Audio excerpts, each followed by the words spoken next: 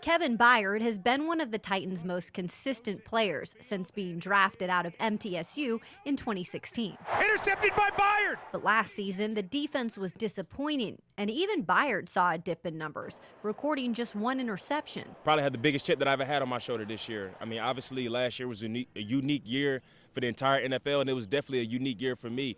Didn't put the numbers up that I planned to put up. Byard knows his role, and he's already back to work, focused on a new year. I wanted to make sure I started to get my DB drills in, getting some different footwork, on-field drills, really working my hips, working my footwork, making sure that I'm in tip-top shape, ready to go. Improving his individual play is priority, but so is building chemistry with a secondary that is going to look very different. The important thing is making sure that I'm elevating the guys around me. I think that's one of the things that I'm really working on this year and trying to build this relationship with the guys early.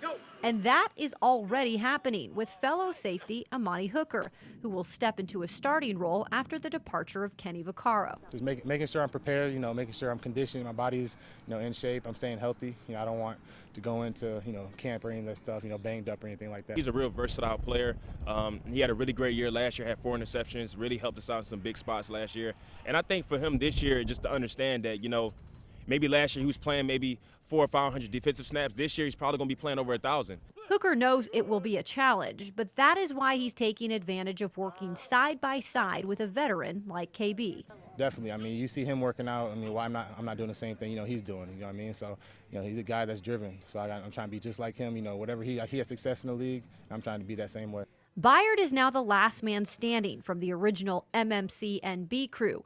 And while he's fond of the memories he built with those players, it's now time for a new identity to be molded. It's all about trying to be the best and have that mentality. And I'm just super excited about the group that we have. I mean, I think that we can't do nothing but get better from where we were last year. So that's obviously the plan.